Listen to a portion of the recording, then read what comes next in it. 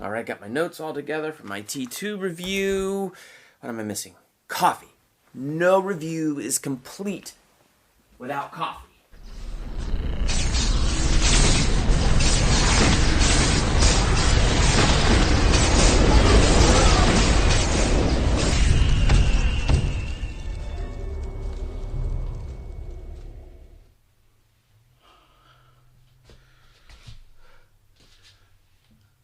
I'm in Durban's studio. I need a warning.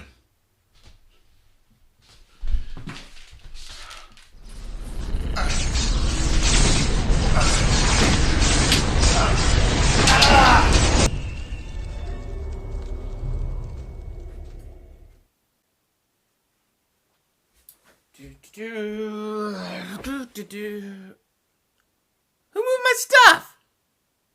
What's this?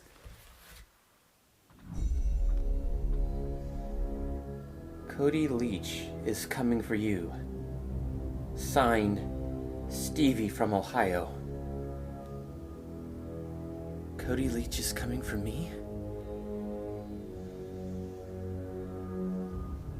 Bring it on, Cade Leach.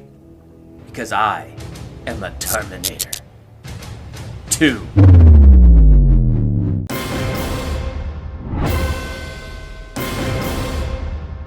Welcome to Durbania, I'm Durban, and this is my spoiler talk retro review for Terminator 2 Judgment Day. Came out back in 1991.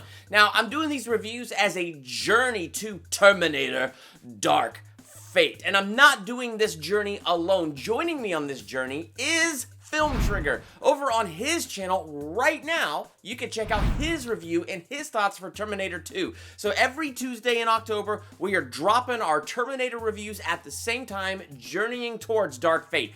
After we've both seen Dark Fate and done our individual reviews, we are going to join forces on this channel and rank all of the Terminator movies. It's gonna be absolutely epic. So when you're done listening to my thoughts on Terminator 2, head over there to Film Trigger. I went to high school with Stevie, by the way, who is the host over there, Film Trigger. Pretty awesome. Pretty cool that we're catching up by doing these YouTube channels together. Head over there and check out his thoughts on Terminator 2. As for me, right now I'm giving it a solid B+. I really did enjoy this movie, and I think I liked it about the same amount as the first one, but for different reasons. Because it's interesting, like, I haven't seen these movies in such a long time. And when I was in college, I remember giving the edge to Terminator 2 and liking this a little bit more. But it's interesting now in my 30s, going back, rewatching them, and watching them so close to each other back to back. The first one kind of had this darker feel, this tone, this darker edge to it.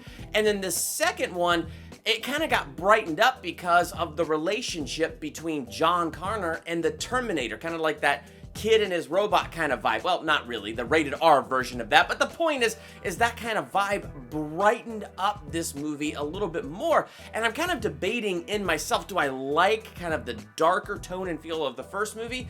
But I also really like, you know, the John Connor, Arnold Schwarzenegger relationship in this one, because what makes it so interesting and so dynamic is kind of like the whole picture of that relationship.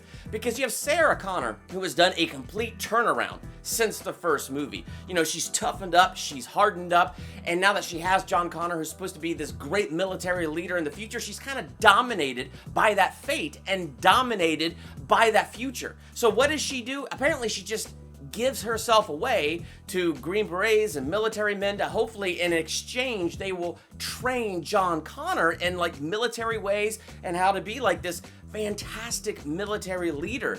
And so, and kind of giving herself away, it's like she doesn't have time for John. She's preparing for the apocalypse, and so he doesn't really have a mother. He doesn't really have a father figure because none of those men really end up being a fatherly type figure for him. So in a sense, he feels very alone. So Sarah Connor, now plagued with dreams of Judgment Day here, August 29th, 1997, and just constantly seeing all these people die, which, could you imagine? She knows the future.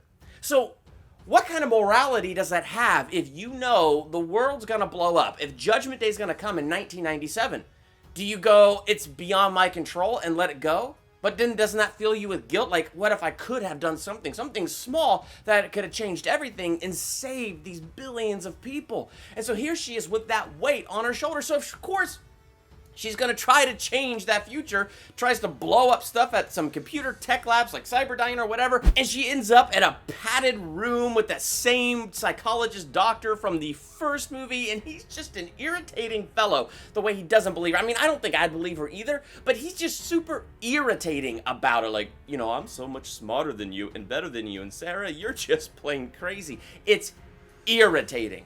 And so it's interesting that her character is going through all of this, leaving John now alone with foster parents, and he still doesn't have this fatherly figure. And so all of these men who are emotionally unavailable to him in his life, suddenly in comes the Terminator, Arnold Schwarzenegger, who can't feel, who doesn't have emotions, and becomes the best possible father figure for John. There is now something about this Terminator where he's present for John in a way she hasn't been, which kind of fills her with sadness, and is definitely present for John in a way that no other man has been. And so the Terminator, who was the villain of the first movie, becomes the father figure of this movie, a character for John to bond with. And what's really kind of cool is even though this Terminator has no feelings and no emotions, his programming to learn more about humanity and, you know, just kind of understand humans allows him to learn from John and kind of start learning about human emotions, especially when John cries and he goes, "What's wrong with your eyes?" And then later in the movie, John explains, well, you're crying because you're hurt. But it doesn't mean you're hurt outside, you're hurt inside. It's interesting as he tries to explain that to the Terminator and he doesn't get it. Then at the end of the movie where the Terminator goes to sacrifice himself so there's no evidence left, he goes, "I get it now." Like he understands it even though he can't cry. It's actually kind of a sad and powerful line. I know now why you cry,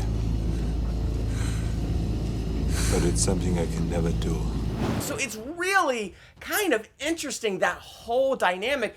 And so when I was watching it, my first initial reaction was, because it was kind of funny in certain places, I thought it was a bit more cheesy, especially when you compare it to kind of the dark tone of the first movie. But everything I just said, when you take all of that into account, it's actually pretty darn deep, and it kind of adds to it and adds to the character of the Terminator, adds to the character of John Connor. So it really builds the mythology. And so it's really kind of smart how James Cameron took that and included that in there. And of course, since this is Terminator 2, we gotta have a double entendre on the name there. There's two Terminators. The T-1000, I think, was a great idea if you're gonna up the stakes and you're gonna bring in another Terminator. Liquid metal, I mean, nowadays we would definitely have like nanotechnology, the Tony Stark armor and Black Panther armor and all of that stuff.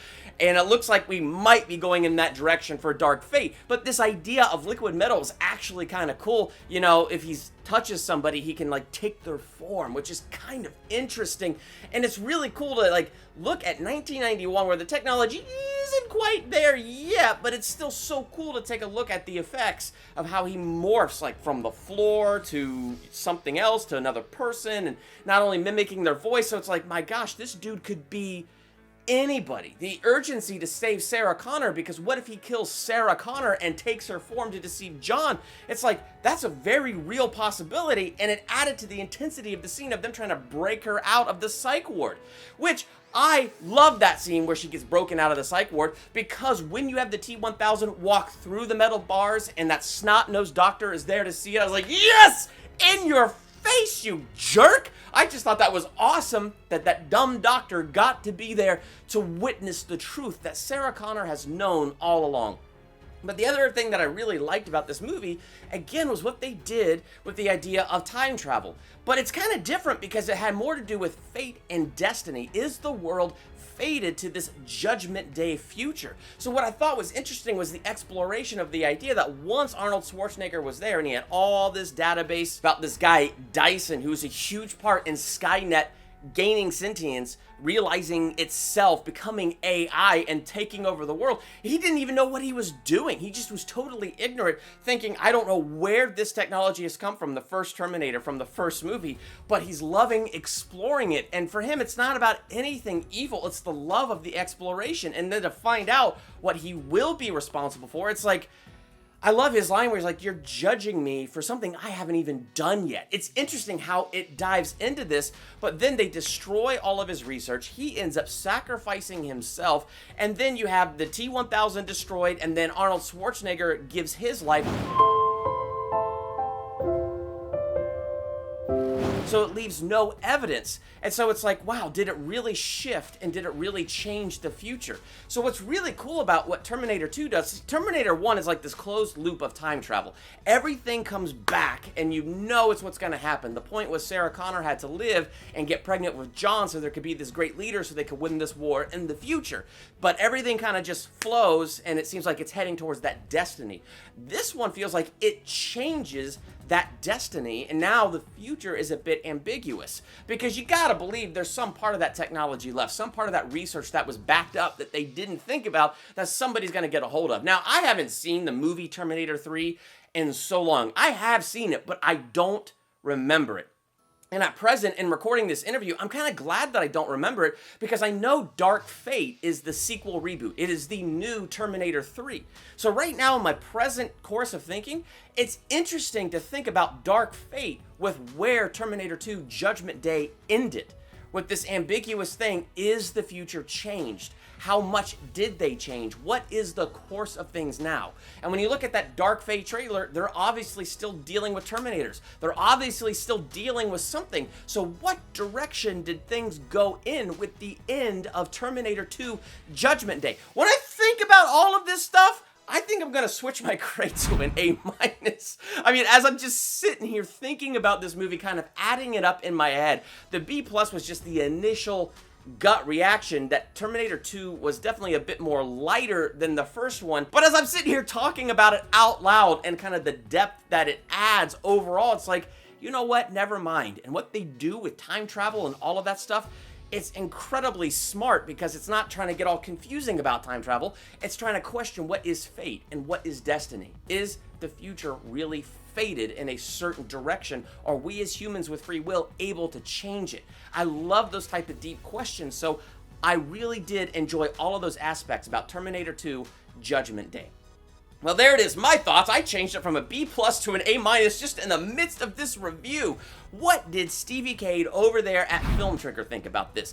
Definitely hit that link in the description below and head over to his channel and check out his review and his thoughts of Terminator 2 as he and I both together journey to Terminator Dark Fate. What's your favorite Terminator movie? Be sure to let me know that in the comments, and while you're there, hit that subscribe button to become a Durbanian and hit that bell by the subscribe button so you're notified for my next movie review, ranking video, theological analysis, or when my Dark Fate review drops. And if you like what I do here on Durbania, check out my Patreon page. Link is in the description. So hit that subscribe button and hit that bell so you're notified for all the stuff that I do here. I'm Durbin. Thanks for checking out Durbania.